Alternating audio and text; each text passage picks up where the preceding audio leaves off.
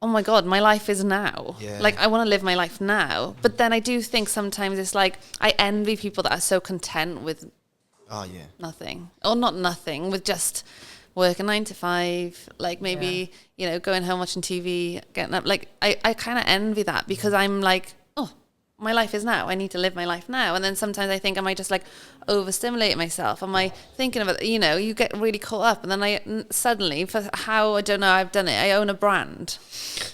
Don't just talk it, walk it. Walk it on. Don't just talk it, walk it. Don't just talk it, walk it. Walk it on. Decent hot chocolate. Yeah, it's nice. Yeah, nice. Are you singing on this? Yeah, that's me. That was bacon, actually.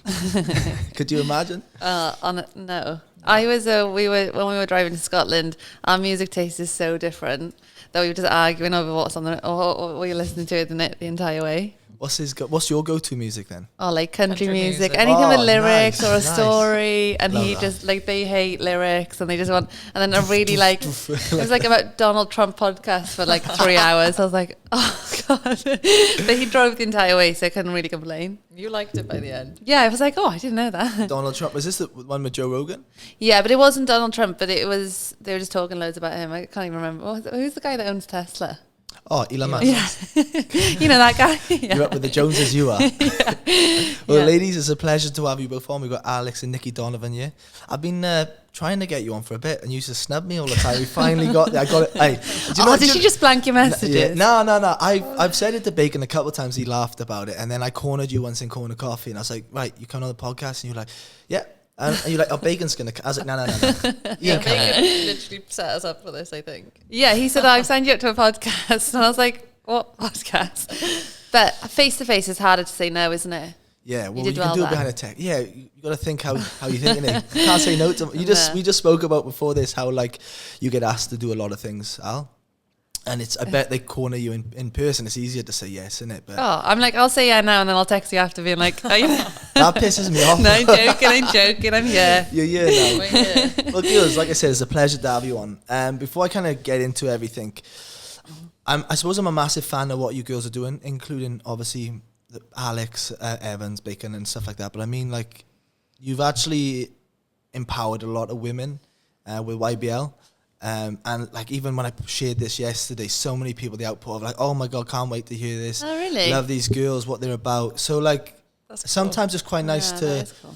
what's the word? We don't reflect enough sometimes. But then when you hear it from others, you're like, oh wow, we are making moves, we are planting seeds. So credit to you girls. It's weird that you said that because this morning I bumped into someone that when I started teaching yoga, she used to come to the classes and she was like, oh, you're killing it, aren't you? And I was like, am I? I was like, you know, and you're like, I don't think I am, but thank you. She's like, yeah, I've been following your journey, blah, blah, blah. I was Love like, it. oh, that's cool. Well, what is the journey for you two girls? Obviously, you got a background in. I know you've got a lot of avenues. You've got nutritionist, rehab, rugby player, and obviously a coach, CrossFit. But like, and yourself with rugby and yoga, meditation. Like, I don't want to reel it all off for you, but can you kind of peel it back for both of you? I'll go with you first, Nick. Well, I would say for both of us that we never really know what we set out to do, or we've just kind of ended up here in some ways. And I think it just is quite simplistic to say, but just doing what feels right at the time, or just going with what feels right. You know, people always say, I didn't know you were going to work here, I didn't know you were going to open this place, didn't know you were going to do that. And we're like, neither did we, to be honest. So Love that. just being flexible. I do like a plan day to day, but then generally just going with it, really. And that's kind of what I've been doing for 10 years now. I love that you say that because she is like going with it. You're the least going with it person. You can't say that when I'm doing so much No, I different know. stuff. Like in the grand scheme of things, day to day, she is like I'm not going with spreadsheet, it. Yeah. calendar. Da, da, da, da. Yeah, I'm a structure. I like structure, but then I'm like knowing where I'm doing, but I can veer off a little bit to that, if that makes sense. So I have like a calendar, I like structure. Yeah, and like, but I think you're I like right with structure, but I like, don't want to be claustrophobic. At the yeah, you don't need to trapped. I could never do a 9 to 5. No, but I think it's because I agree. you kind of go on. I think it's like being really self-aware of like, okay, is this actually what I want to do? Am I happy here? And like, you have to be willing to take risks. So I think that's the big thing of like, it is the unknown. Yeah. When you're doing whatever, or when you're quite comfortable in a job and you think, oh, I just don't know if this is really right for me anymore. to leave that, it's hard because it's the fear of the unknown. But then your worst case scenario is just coming back to where you are. So it's not like... That's my theory is like worst case scenario, you can always go back to that job. Yeah. But I assume you girls feel a lot into intuition though, what your gut tells you. And I think if you follow that... I think we My rely on gut each is other a lot. mad. All right, maybe we don't go there then. I'm like, was that gut or was that anxiety or was it intuition? I can't tell. Yeah, I don't know. I'm a feeler. I'm a massive feeler, like kinesthetics, whatever you want to call it. But if it feels right, I flow with it and then just pivot back. I think that's where you kind of bring the best version out of yourself, though, right? Yeah, and being true to yourself, isn't it? Yeah, and not being too busy that you don't have time to reflect on it, or, you know, sometimes I've stayed in things for too long, but because I wasn't really reflecting on where I was at, or you don't realise what's making you, you know, maybe unhappy, or so you end up staying a bit longer, or like you said, the fear of the unknown, when, you know, hindsight is a great thing, but you're just like, I don't know why I just kept doing that, or how did I keep doing that, or... Yeah. And I think we do bounce off each other a lot because we're so different. I think if you did a 9-to-5 job or work for someone, then maybe we wouldn't be so close because we get it as well. Yeah, and I think as well, it's really hard because it's getting, I guess, well, more and more people are... Is that me? I don't know. I sometimes have a nap. It's one of them up there. Is it you? No, it's not me. It feels really close though, doesn't it? Like, it's behind the bar, I think. Yeah, let me grab it. Pause it in. Okay. I don't know whose it is, but... Don't know what the alarm's for. They're missing it, whatever it is. I know. So as you were saying, girls, you kind of... If it weren't for Alex, if she did a 9-to-5, you don't think you girls would be so close? Well, we just understand, you know, we can... There's so many ups and downs, I think, of being self-employed. It's a bit more of a roller coaster, and I think being employed is more static. That's my take on it. So I think we've helped each other a lot from that sense. So it's just talking to someone who gets it. And I think when I went self-employed a few years before you, wasn't it? It was really going against the grain. Like, not many people did it. And it was like... Especially I was like, no. Yoga. Yeah, I remember saying to my dad, I'm going to quit I was like a medical rep. Wow. I'm going to quit that and start yoga. And my dad was like, what's yoga? He was like, is that a job? Yeah, he was like, I feel like, and it's very much like, people are like, you can't just have fun all the time. I'm like, why? Yeah, why like, not? Why? This is a society's told us to be that. Yeah, and going against that was really hard, and you feel really lonely or isolated sometimes, but now there's more and more people doing it, so it's like... It normalizes it, right? And I think seeking advice of people who are not doing it is the worst bit of advice you're going to get, because they're going to tell you all the fears. What are you doing? Why are you doing that? They like you don't security. get sick or holiday pay. You can't. And you're like, well, that's why I don't want to do it. Yeah. I don't want to be miserable Monday to Friday. I actually want to flow and get paid for something I like to do. Yeah. My dad was like, what about a company car? I was like, I kind of I want a Fiat 500, if I'm honest. Like my push bike. Yeah. Nice skills. Nice. Well, obviously, like you've tapped into a little bit of, why you do the self-employed life and why you do other aspects, which is, it is daunting for some people, like you said, but for yourself then, where did it all start? What was the thing that kind of planted the seeds? Was it, I know both of you played sports. You go first. I started with, I worked as a sports psychologist before opening the clinics, and then I was getting injured so much that I was like, something's missing in the NHS. They can't help me because they thought I was fit, and they were like, you can go, you're fine. So I was like, I need to set something up that is going to help people in a similar situation to me. So not athletes, but people who train a lot. And, there's a huge market with it with CrossFit. I'd recently started training CrossFit myself. And I did work in a few other clinics, but I was like, I feel like I can do this different. Just really felt like there was a gap in the market. Did that. And then a couple of years later, it was lockdown. So again, rehab online was a massive thing. And then all the other bits have just sort of developed from that. And, working with Bacon and Al is just something that's developed more recently. But, I suppose we all work together well with just balancing each other's strengths out and that side of stuff. So it's kind of just happened naturally, hasn't it? Would you say then, Nick, from all your injuries you've had, I'm a big believer, you can have all the textbooks, you can have all the education, but experience trumps all. And you've had a fair share of experience with injuries as well. I have, yeah. Do you want to roll them off? Oh no, that's mean. I'd be crying. Hey, I'll cry with you. I've had a lot of ACL injuries and knees, so. I'll summarise it, but I've just had my 5th knee op. So I had to have a femoral osteotomy. So they broke my femur in 3 places, put a plate in, realign my leg and give me more joint space in my knee. So I'm still rehabbing from that. And going back to your question on being able to relate to clients, I remember thinking, what am I going to post about on social media? How am I still going to get clients in? And Al was like, why didn't you just post about your own injury? And I was like, oh yeah. And it actually helped me personally. It was a bit of therapy, really, just making the caption or even knowing I had to film my rehab that day. And then people started coming up to me and saying, you've really helped me, or it's really good to see your struggle as well as, you know, and even today someone was like, it's so nice to see how far you've come. And I was like, I didn't realize how much that would help and help my business as well. So yeah, thanks for that. Yeah, well, Nick's always been like more closed, I would say. So when I was like, you know, people want to know, I've always been like, people are like, oh, how are you? And I'm like, do you want to know? Do you want to know? I will tell you. Do you want surface level or do you want...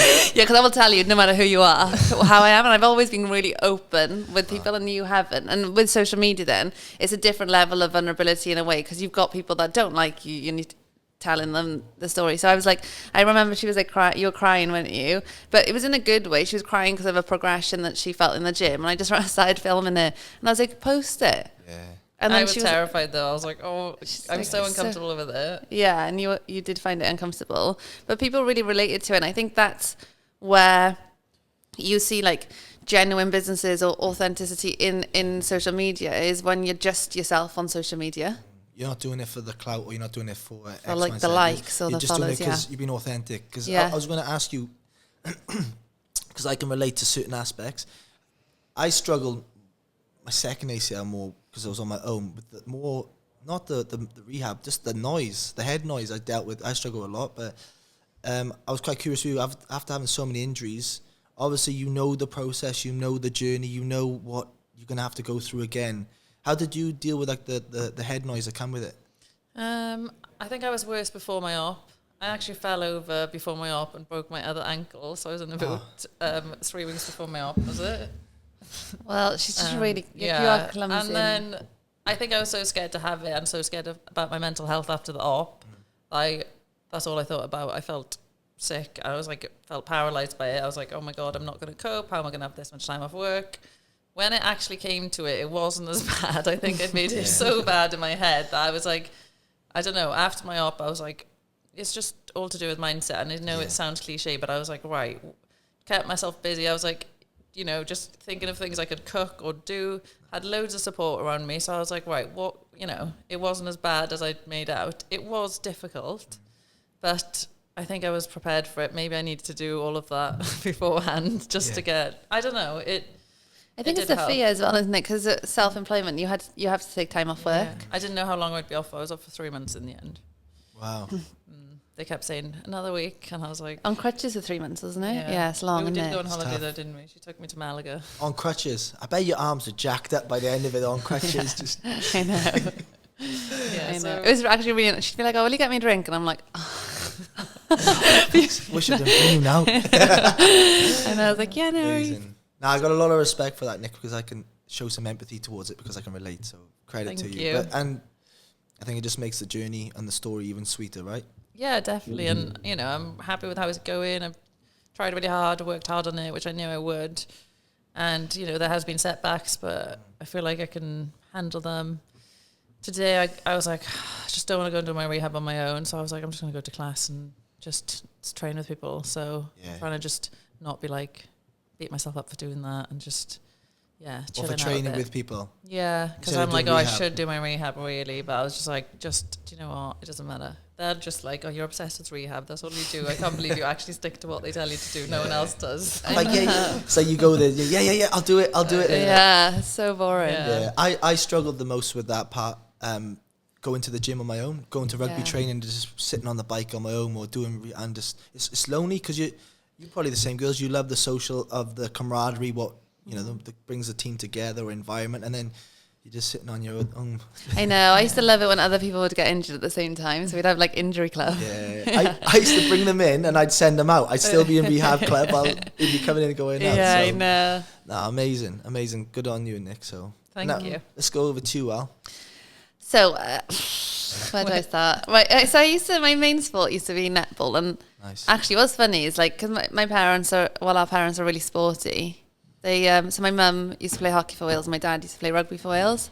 So I think growing up, it really gives you a kind of representation of sport, because I just assumed whatever sport you chose, you'd play for Wales. I love that. Because you're like, the bar was that's the norm. Yeah. I was like, oh, that's, I guess, what you do. You choose a sport and you play. No, so I love that. Which you did do. Yeah, which I did actually. But so I was playing netball in uni, and I ruptured my Achilles, but it came off the calf muscle, so they couldn't operate it back on. So it basically was held together with scar tissue, and the rehab from that was just really long. I think it took me 2 years, or something, to get back to. Yeah, it was just like they don't know how it's going to heal and stuff. So, and because I wanted to go back, and I think this is like actually my mum's mentality. The consultant was like, "Oh, you'll probably never be able to reach like top speed again." And my mum was like, "Don't listen to him." You will. I'm like, "What, the specialist?" she's like, "Nah, you'll be fine." And then from there, I always feared of going back to netball because it was so stop and start. And I tried rugby, in school, and I just felt like it really came naturally in a way of like, I just loved it. It was just a game and it was fun. And I was like, the rehab of the Achilles, the consultant was like, "Oh, why didn't you try something called yoga?" I was like, "Oh, nah." I was like, "I've heard about this yoga stuff." I was like, "It's so boring." And I used to go to a class, and it was like, everyone was probably twice my age, 3 times my age. And I was like, why are they better than me? Like, I just couldn't do it. I was like, I found it so hard. And the physical side I loved. It was probably too spiritual for me at the time. So then I thought, there must be like, 20 minutes or half an hour of this class, like made into a different class, style of class for like athletes, or like the physicality side of it. And I remember Googling like yoga for athletes or like non-Zen yoga, and then nothing came up. And I just thought, why don't I do it? Surely, and I started loving it. Yeah, I started like really enjoying it. So you just started doing it yourself? Yeah, so I very all or nothing. Yeah, I'm a bit like bacon in that way. Like, we're in. If we're in, we're in. Yeah. And I just thought, well, it helped with my rehab, but I was like, I don't know why athletes don't do this. Like, I move so much better now, I like body awareness, and it's the things like, yes, it helped with my Achilles rehab, but it was more about like balance, body awareness. Like, I really understood my body, and it was more that than anything else. So I did like my teacher training, I did like movement and mobility specialist courses, but I knew what I wanted to create, which is like something called Yogability, which is like a mix of yoga and mobility work. And I just did that. I just quit my job. And I say like I went full time straight away, but I was teaching like 1 class a week, and I was like, it'll be fine. We'll figure it out like somehow. And so that's how I started teaching yoga. And like behind the scenes then I also started playing rugby. And with a rugby, weird how kind of the world works, but I was playing for the Ospreys, and like one of my best friends in rugby died in a car accident, and then we had a memorial game for her, and I hadn't been playing rugby long, but in her memorial game the Welsh coaches came because she used to play for Wales, and they spotted me there, and that's how I got then into the Welsh squad. So it's really quick. I didn't even play for long. I just loved playing, and as soon as then for me, same as life and work and everything, as soon as the enjoyment started dropping for me, I was like, oh, it's my time to go. Really? Yeah. So what year was this? Oh, I don't know. I feel so bad with the years. No idea. It was before lockdown. You remind me of that fish on Finding Nemo. What's her name? Dora. Just 100 miles per hour, just like, oh, what? Yeah, no, I don't know. You're like me, I only know lockdown as a year. Yeah, lockdown was... It was ages before that. No, it wasn't. It was I when I was retired in France. lockdown. I wasn't there for the game. Yeah. So you just decided, it wasn't if the body was telling you, it was more, I'm not enjoying it. Yeah, like my body was... I never... Your body was also telling you. No, I think my body was like... I don't think I ever reached my potential, if I'm honest. True. Yeah, like physically. What position were you girls?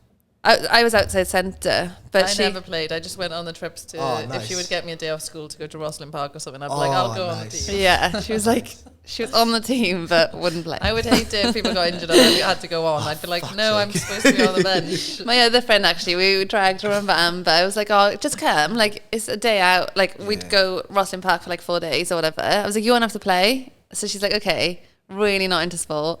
And then we had like broken collarbone, wasn't it? Nosebleeds, blah, blah, blah, everyone off. And they're like, Amber, you have to come on. And she was sobbing. Like, she's like, I didn't come for this. I know, but she... Amazing. Yeah, so that's kind of what we did work-wise as well. Like, whenever you used to teach in certain gyms or I was coaching in certain gyms or clinics, we just took each other along and I'd be like, why didn't you come and work in this gym? Or she would get me to work in another gym.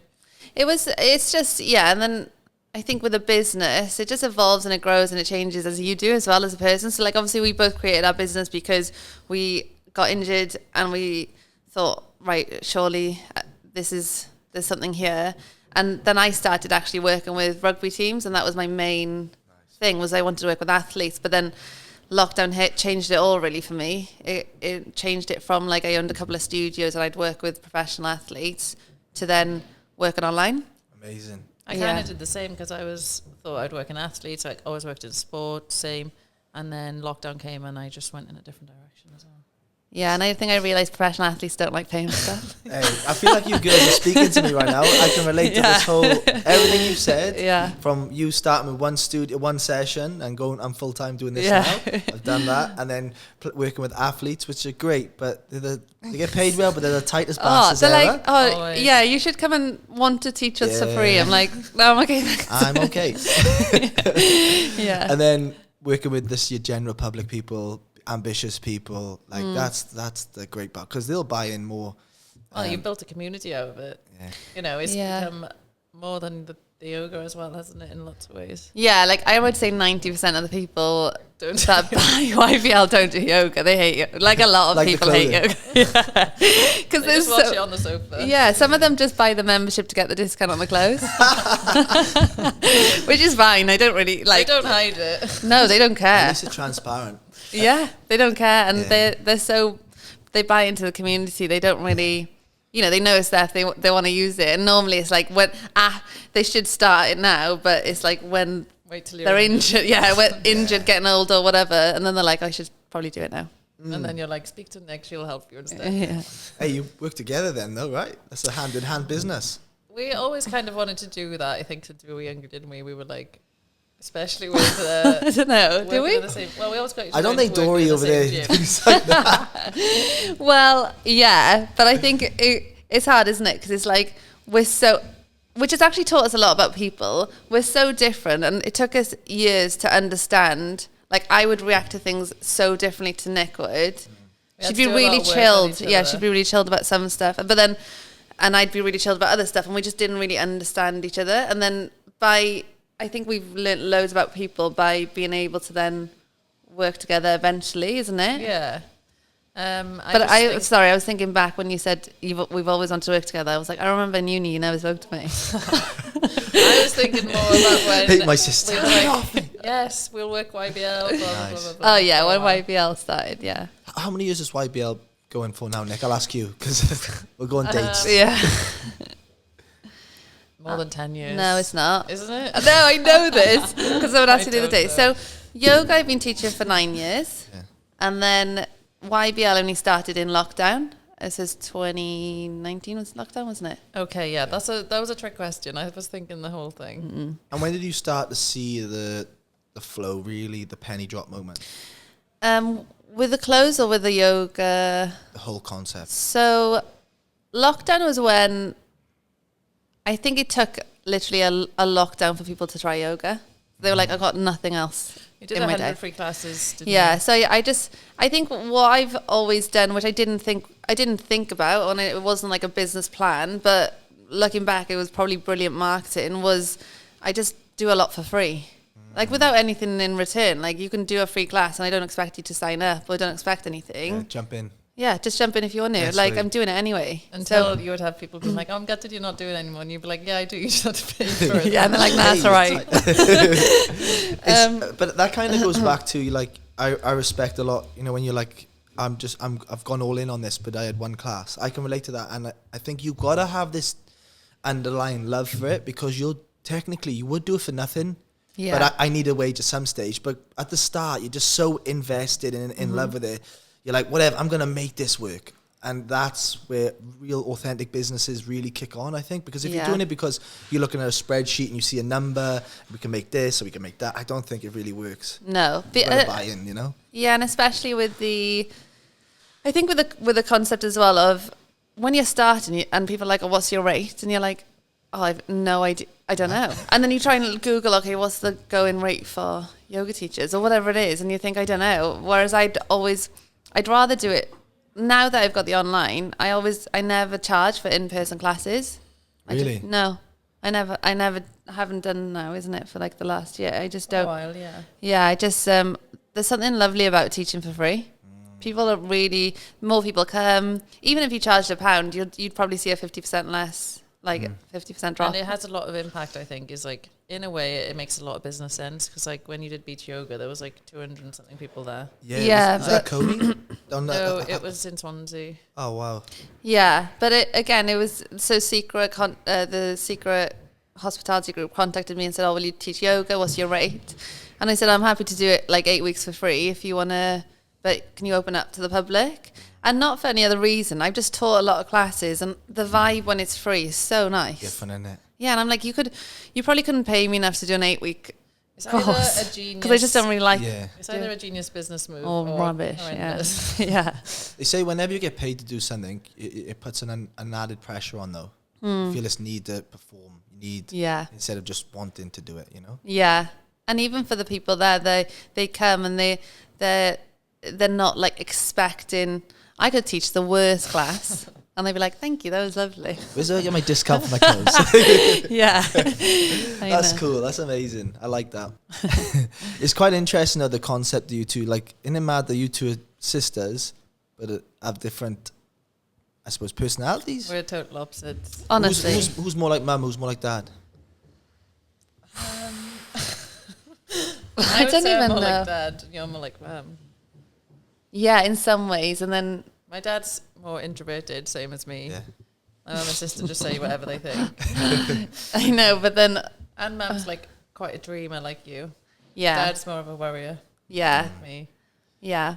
But But then also mum's more like, I think, cautious as well, which yeah, is more like maybe you. I'm just them.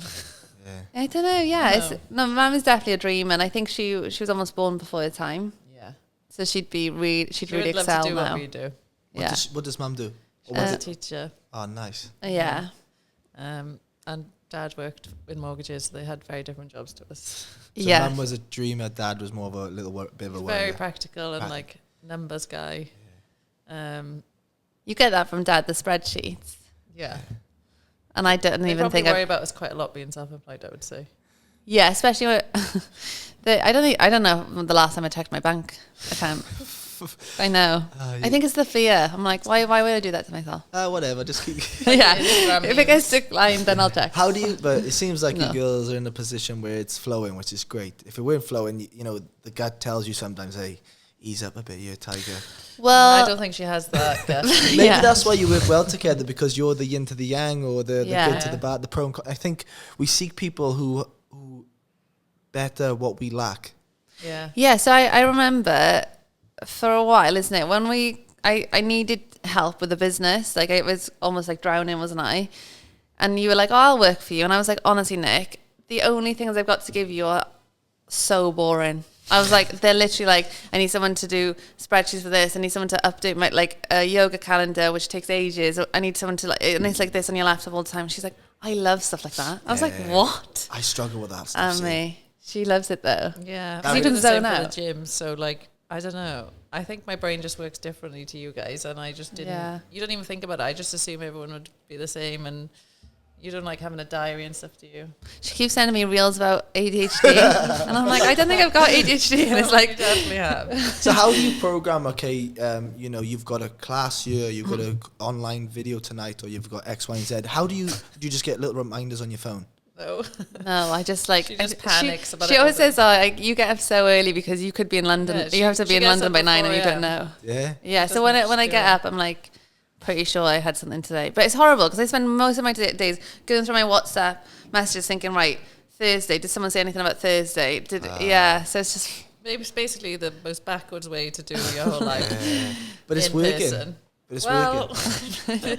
No, it is working, it's working, but it's just also maybe not efficiently. yeah.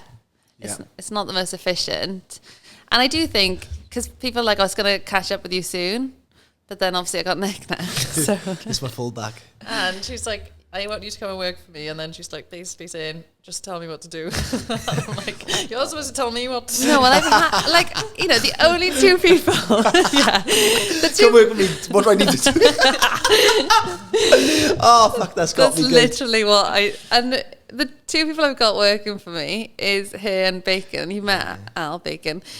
And it's like my older sister and Bacon, who's the most like, he's not scared to say what he thinks or whatever. And I'm like, how am I meant to give these any sort of like direct? But then they come to a meeting and even if I have got something to say I'm like, oh, well, should we focus on this today? They're like, nah, we should focus on this. And I'm like, well, it's pointless me even planning anything. You guys just sit together, Bacon and Nikki, and you just kind of do Yeah, your they always turn up, isn't it? You bring like a breakfast bap and coffee, and then they're like, right, what are we doing today? And I don't know. I think it's because I find it really hard to plan, I guess. I relate though, because like I think it's much easier for me, especially like it's harder to make decisions based on your own business or when you're in it. It's easier for me to see like what's happening with you or with Bacon, or like it's easier to find stuff to do. Like whereas in clinic, I'm like, I don't know what I'm doing. Yeah, you can't remove yourself from it. You're so in your business, and say you are your brand or you are your business, like you can't see outside looking in. Yeah. And even when you're like, people are like, you're like, us really working. I'm like, what is? Can you just tell me exactly what? Because I will keep doing that, but I don't know what that is. Exactly, like when you were like, I was like, what do I post when I'm injured? And you were like, why don't you just post your injury? And I was like, oh yeah, you just need an out. Like that's how I use you and Bacon a lot. Is like, people can just see it, or they'll just make a comment, and I'm like, oh yeah, that makes so much sense. But if you're just in it, it's hard. It's fresh eyes, isn't it? Get that with you. Having fresh eyes on something, it just, like you just said, you pulls you away from it, makes you pivot differently. I just think from the outside in, since coming home, just A, seeing the brand everywhere, that's a really good sign. That's cool. And B, just whenever anyone talks about it's not even about the girls, I think it's kind of a bit of a pride thing when you put it on. Yeah, it's like that. Well, I ask people like, it's funny because a lot of how I know where to take the business is I just ask people what they want. Yeah. And you're like, oh, what do you think my members want? I'm like, I'll just ask them. Like, it's just a lot. So they tell me what they need or what they want. And they actually came up with a 10-minute method of like 10-minute classes. Really? Rather than an hour. Because we used to do an hour. And how does that make them feel though? Valued? Yeah. And they're like, oh, she actually cares. Yeah, when you're valued, you want in more than whereas I am grateful that they're helping me, but they're like, oh, she's creating something that we've asked. Where did the YBL, obviously your best life, but where did the wording come from? Well, no, it wasn't even, again, it was not a plan. But so Yogability, my friend who used to work for me, he was like, oh, we should choose just three letters was like the best to put on clothes. So he's like, let's just choose 3 letters from Yogability, put them on a t-shirt. And we went YBL. He said, I think this looks cool, like the look of it. And then when it changed in lockdown, I was like, oh, is it? Again, classic. I was like, on Instagram, anyone got any ideas what we can change the tagline of Yogability? Because it's changed now. It doesn't mean this athlete method of yoga. So we had YBL. And I was like, anyone got any ideas? And we were like, move better, feel better, blah, blah, blah. And like about 6 members were like, what about YBL, your best life? And I was like, that's class. So it wasn't my idea. It was like my members were like, oh, this is class. Like, and I was just like, if we'd chosen any other 3 letters, it would never be what it is now. I like that a lot. Because just the concept of it, and again, you're involving everyone, engaging, connecting, and brings that family vibe. You mentioned a little bit earlier about spirituality. I'm not sure if both of you are, or if you are, Al, a little bit more, or Nikki, but has that tapped in a lot into what you do? It's kind of like, I wouldn't say so. I would say more of like doing what feels right for you. Because I think, and it's working with Bacon, probably he's really spiritual, isn't he? Yeah, I think he's taught us a lot from that sense, or just like not unofficially, but just in passing or in conversations, you just don't realize what you pick up sometimes. And then sometimes I feel like I'm giving someone advice and I'm like, I'm sure like I've learned this as I've gone, or something's clicked, or even speaking to clients, I think I'm quite sort of analytical, aren't I? And like I think about stuff a lot. And I think you've learned a lot about what you don't want to do, because you take me to so many spiritual yoga stuff where we've, I don't know, it's getting a middle ground with it, I suppose. It's weird though, because it's like, have you ever met a yoga teacher that doesn't meditate? And I'm like, I don't meditate. And I'm like, it doesn't work for me. But journaling, like I only started a few months ago, and I really like that. I like writing. Yeah. So then it's like, you know, and same with yoga. My method wouldn't suit everybody. So you need to find what works for you. And I think that's what's important. It's not like, and I think because I've always been okay with saying, oh, like I don't really, like I know it's valuable, and maybe one day I'll try it again, and then I'd be into meditation. At the moment, I it's not for me. Yeah. And it's there's like almost like a strength in being like, oh, it's not for me, but try it. Yeah, definitely. Time in as well, maybe. Yeah, I think we've got ebbs and flows. So like kind of like it might be in a certain season or period where this is working today, and then maybe next time it's I just need to go journal or meditate. I think I have journals, I sell them, but I mean my journal I find is my game changer, because it gives me clarity on what I want. I understand where I'm going, and on top of it, it leaves me with a positive touch, because it's so easy to I believe in all aspects, but even as a self-employed person, worry can override you because it's on you. So it's kind of trying to twist that, because our minds always seek negativity instead of the positives. Kind of pulling back. And I think meditation is great as well. I know a lot of people into the breath work, you know, the ice baths and all that stuff. But I think it's whatever works for you, just run with it. Yeah.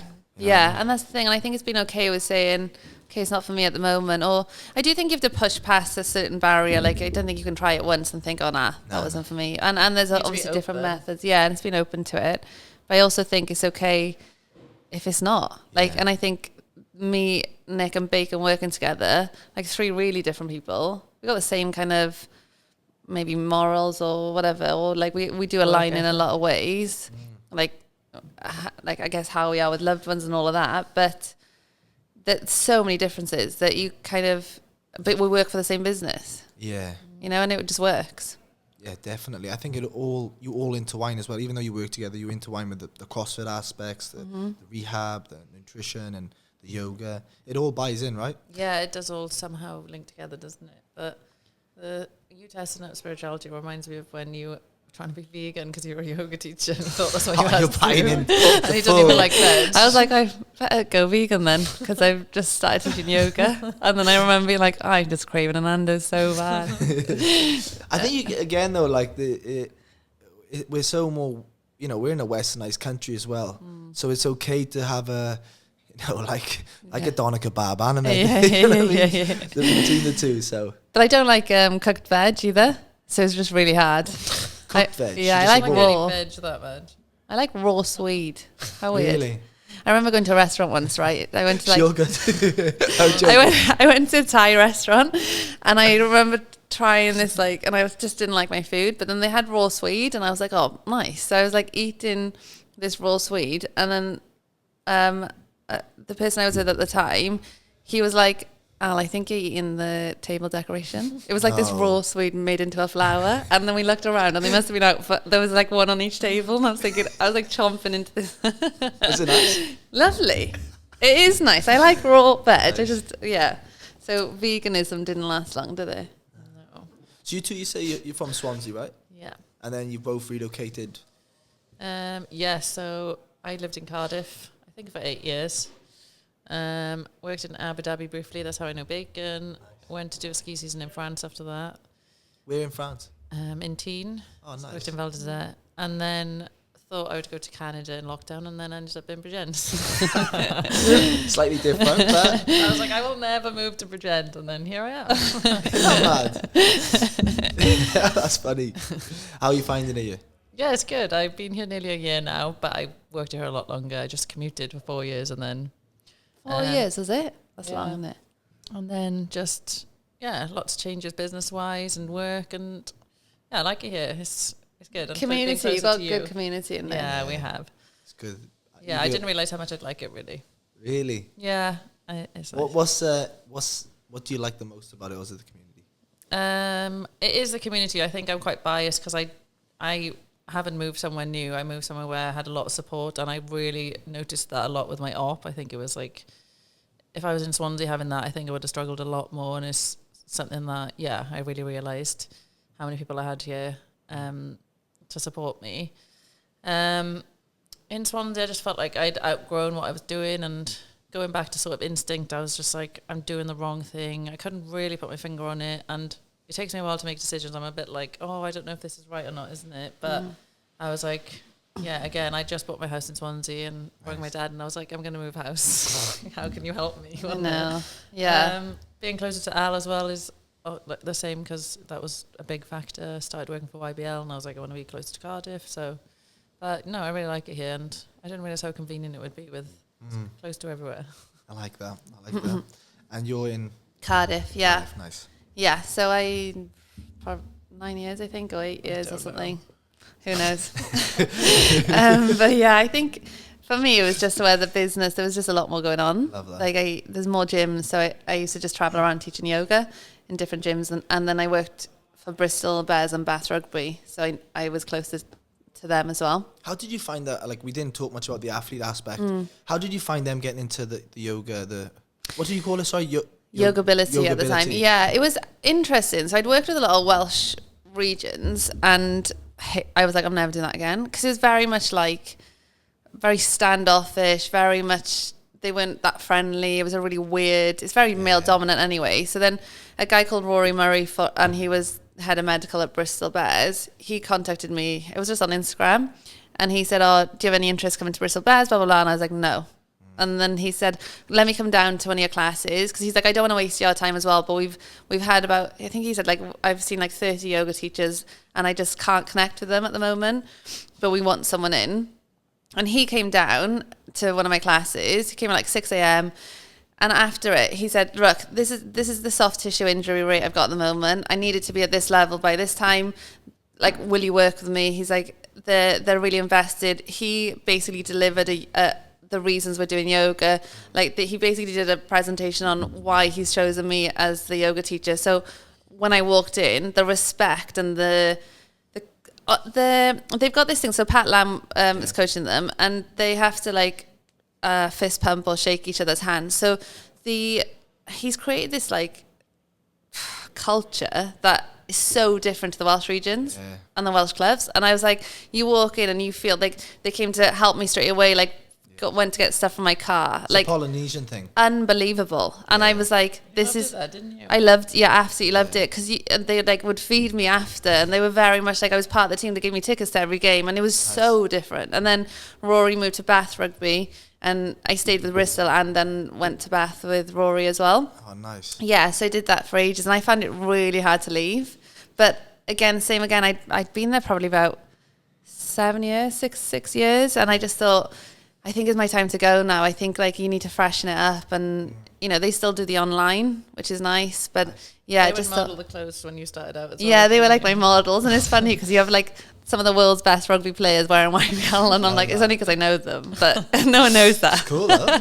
Yeah, but it's amazing that though the power of just saying yes to things in other aspects. Not, you know what I mean, like so many doors have opened up for both of you from saying yes. Yeah, stepping out of your comfort zone.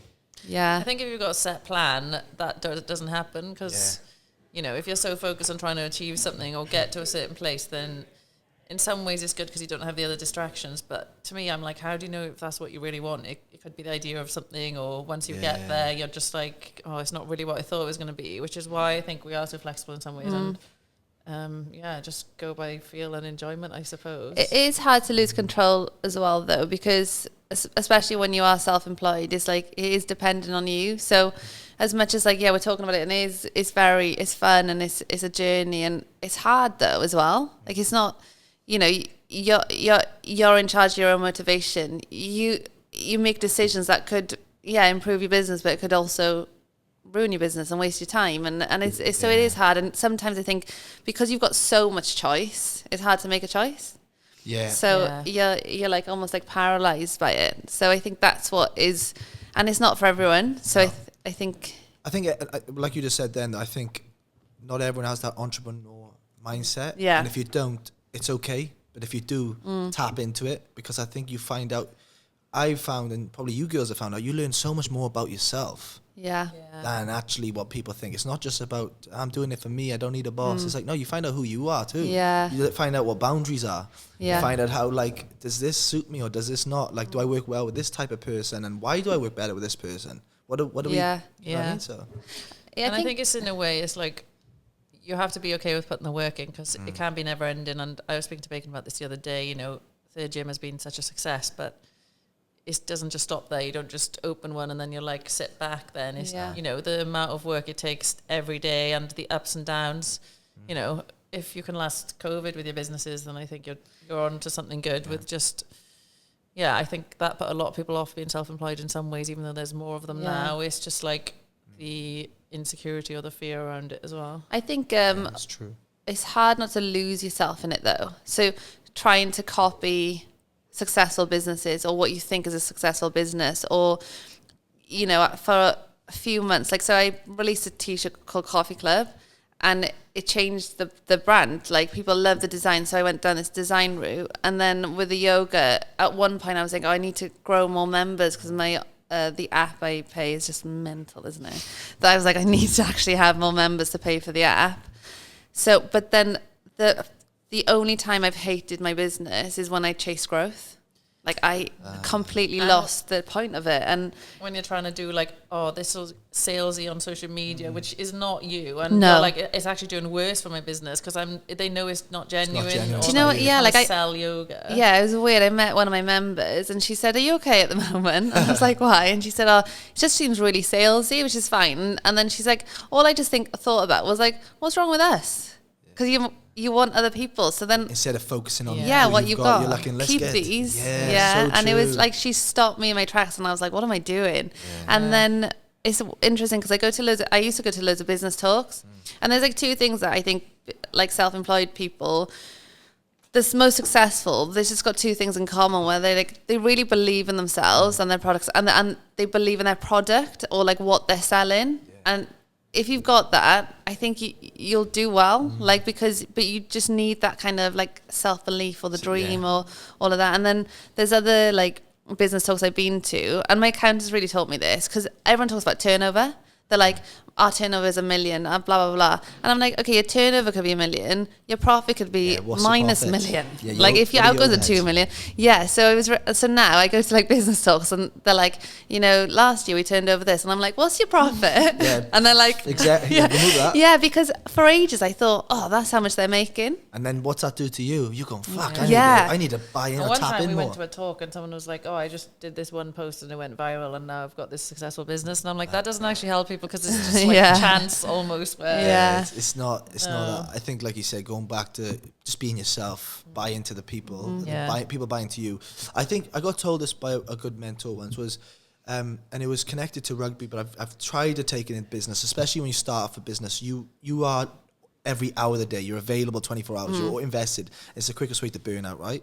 But I try and tell myself, because I used to do in rugby, was try and detach from the identity of it, because in sports, 1 minute you'd be winning, so you'll be on an up, and the next week you'd be losing. So I was like a roller coaster with emotions. Depends what time you caught me. I ain't vibing it. So I tried to tell myself, okay, if we lost on the weekend, or if work wasn't as fast or wasn't flowing, it's okay.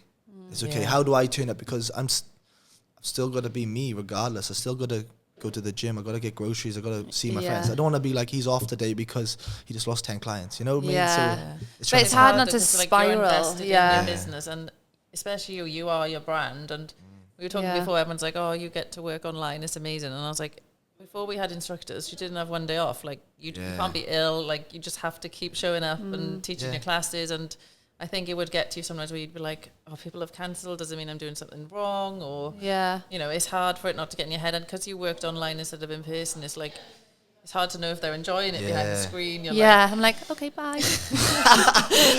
Oh, that's funny. you like human connection more. I love, and that's why I think I talk so much. You know, when I see anyone, I'm like, oh my God, so much. Because I think we were on holiday, and I was obviously I used to work just every day. Holidays, everything. And she'd say to me, I didn't realize how isolating your job is, like how lonely it is. And I was like, don't say that to me, because I don't think I'd realized. Because no one's talking back to you on the camera. It's just, and you don't know how they're receiving it. And I had a client earlier in clinic, and she was one of my online nutrition clients, and I was like, not getting much back from her. I didn't know if I was like failing, and I was like, is she getting something out of this? And I saw her today, and she's lost 2.5 stone, and she was like, you like did this. Basically, she was like, she's like, I've changed my whole life, but sorry, I was so bad at like getting back to you. And I was like, I thought I'd failed her. I was like, so it does get in your head sometimes. Of course. And like you said, through the online stuff, you're like, I need feedback, because it tells us if we're doing good or bad. But I find sometimes the best clients are the ones who do kind of are self-sufficient. They just fly in. Oh yeah, they don't need like forms. Like if someone gave me one, I wouldn't do it. So I'm just like, no, and I'm like, I only want positive feedback. I don't want any negative feedback. I'm not doing that right. Yeah. I know. Sometimes you're lining yourself up for it, because you're like, what are they going to come back with? Yeah. Girls, I'm going to ask you a couple of harder questions now. Okay. So first thing I want to ask you, is go first. What is your proudest moment? Oh, that's really hard. Yeah. Okay. I'm not the best at answering questions anyway, being put on the spot. All right, let's go. I'll go a bit on the opposite end. What's your greatest struggle? I think this would change a lot. Mine is just like, maybe not second guessing myself, but I'm just like over analysing what I'm doing or overthinking, isn't it? It's just like, and I've got so used to doing it. When you were like, oh, you're an overthinker, I was like, am I? I didn't even know I was. But, just like, and because you've got the power to design your own diary, your own business, to take whatever direction you want, which is amazing. You're like almost paralyzed by doing the wrong thing. Well, I'm just like, God, should I do this next or this? How does this, and it's a lot to do with how other people feel or what they're doing. How is what I'm going to do and impacting them or our staff and I feel like I'm in my head a lot recently.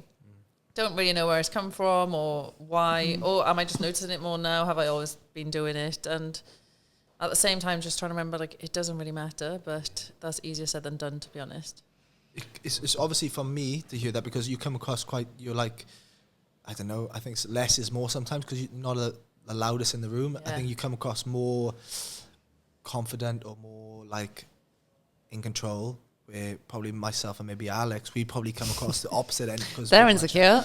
No, like the chatterboxes. I remember though, like when you said then about overthinking, like I don't like that word, because I used to try and you identify that word. So I got told, call it curious. You're just curious, because if you're overthinker, you care, and if you don't care, that's the only reason why you do think about it. So I was like, all right, I'm curious now, and then because I trying to put a positive spin on it. But I didn't. I was just like, I didn't even know I was an overthinker till you said. Yeah, I was like, what? I was like, yeah, you overthink, and you're very logical, and sometimes like with business and life, like logic goes out the window. Like and you are, as much as I know you say you'd kind of let go, you do like. Yeah, I'm quite deep as well, so it's just she's deep, and people just don't expect it from you as well. So like my cards close to my chest. Yeah. What's your most random shower thought? All the stuff I've got to do, what I'm doing next, what she's doing next, what's going on. Nice. Yeah. I don't know. I remember ages ago one of my clients was like, he says he functions off stress, and I was like, have I turned myself into this type of person where I'm like, I need this busy all over the place? But I don't think I do. I think it's just like, it's just like bad habits, I suppose. Yeah. Now I'll pass it on to you. Well, biggest struggle? What was your greatest struggle? I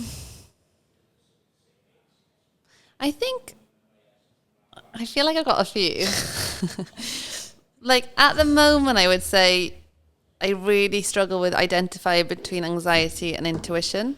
And it's the first time I've ever felt it, because I'm like, I don't know if I'm worried about the future or my gut is telling me something. Like, do you know what I mean? Positive or negative? Yeah, like, and I'm a bit like, so I think that links in then with not being present, which I normally am really, really present. I just like, I'm quite chilled of like day to day. But at the moment, I'm so, don't know, fearful of something. Like, and I'm really, really scared of death.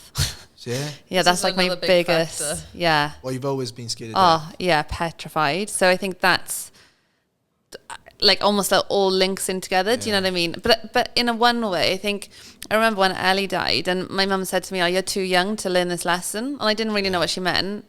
And she was like, you know, life and death. But on the other hand, I think it was so young to learn it. Like we're like pallbearers at like 23. Do you know what I mean?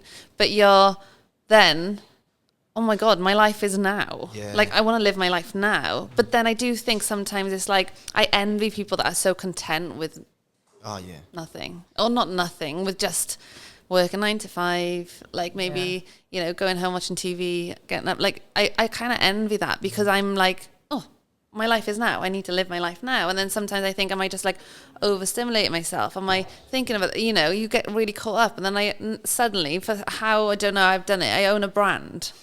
That's cool, isn't it? Really cool. And I'm like looking back and thinking, that is class. And then people are like, how did you do it? I'm like, no idea. Just doing this. Just enjoying myself. What would you say the fear is of? I think it's the unknown, you know, if I have to really think about it, because no one knows. So you're fearing something you don't even know? Yeah. I'm fearing, like, it's not fear of failure, because I think if I quit now, I've succeeded. Like, you know, you do one yoga class or you do anything and you can spin it any way you want. I'm like, I'd never fail. Even if I went bankrupt tomorrow, like I haven't failed the last 8 years. I've had such good times. I've had like, you know, so it's not that. It's not fear of failure. It's not fear of even change, really, because I think there's something nice about it. It's more the, I don't know, maybe like time passing. I don't know. God, I need to go to therapy. I like this. This is good. This is like I think it is time. I think it's like time. I think time passing, getting older. Back to do with your fear of death, doesn't it? Yeah, and all it comes back to is that, like losing people, losing myself. Like a lot of that is, like it keeps you up at night. And I think that's what the side that people don't know. But then that's why I think the brand is so like your best life. Come on, we got it.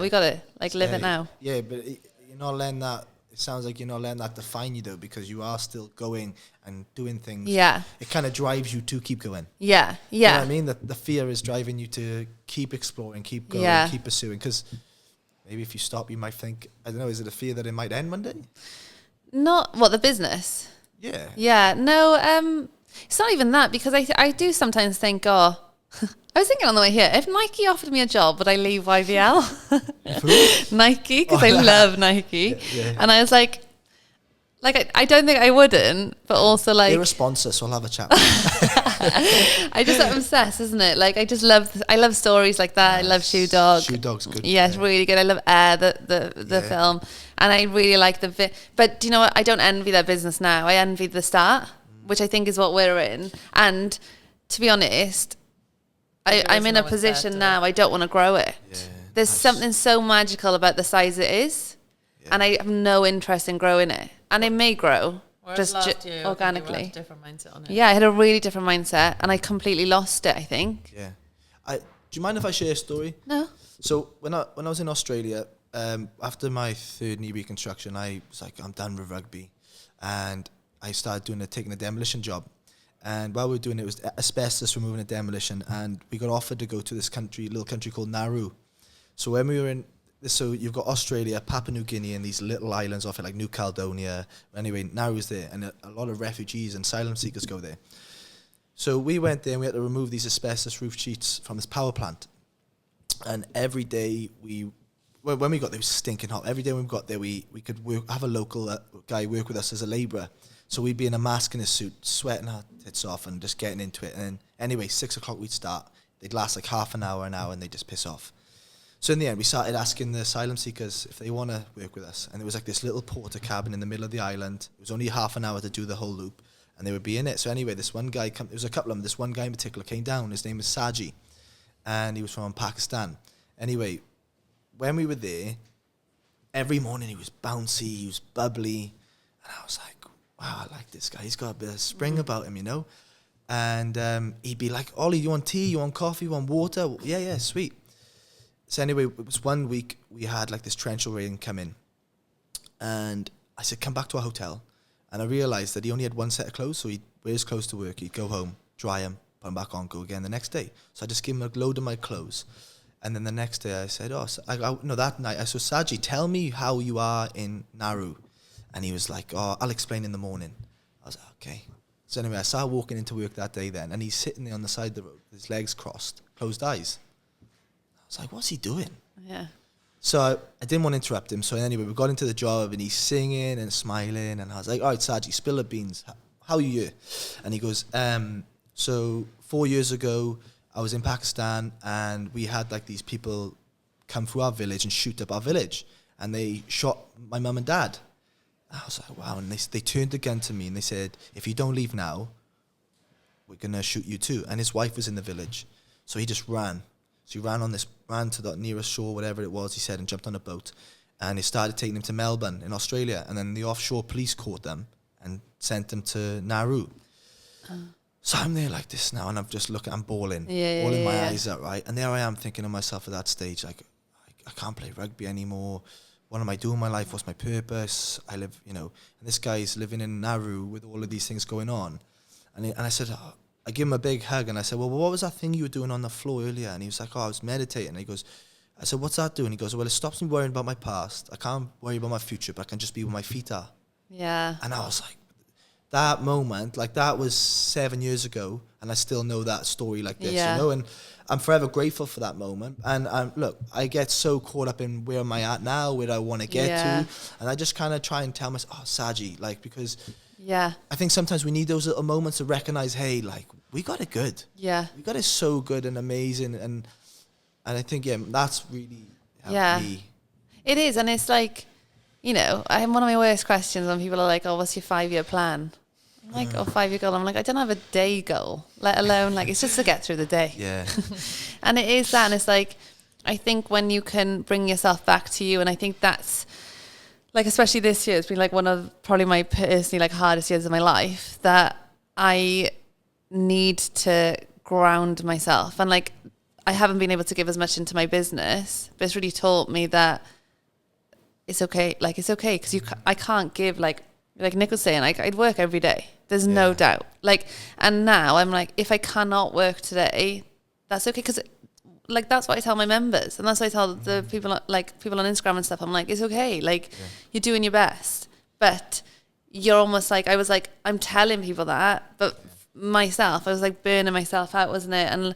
And even like, I almost like feel like I didn't recognize myself, and even the reason I got into yoga was because I loved like how being physically in the body I was, and all of that. So it's like almost like, and I think you do change and things happen in your life, and it's almost like, and you do get back to yourself, but you have to kind of help yourself do that as well. Right, girls, this is it's been an absolute pleasure having you both on. It's been amazing to get to know you two. Yeah. Thank you so much. Appreciate it a lot. One question I always ask my guests is just, what are you grateful for? I just think the journey that we're on, to be honest. Yeah, life. I think this has made me realise that. Speak into that a little bit better. That's made me realise that as well, is just the journey. You're grateful for the journey. Not overthinking it. Just day by day. I know. And I'm grateful for being alive. Yes. Love it, girls. Thank you so much. Thank you so much. I'm grateful for you two coming on, spreading the love of YBL, spreading the love of what you girls do, preaching and talking about your stories. And I'm excited to see where the next year is going to be for both of you. Oh, thank you. I know. Who knows? Thank you. Thank you so much. Don't just talk it, walk it. Walk is only. Don't just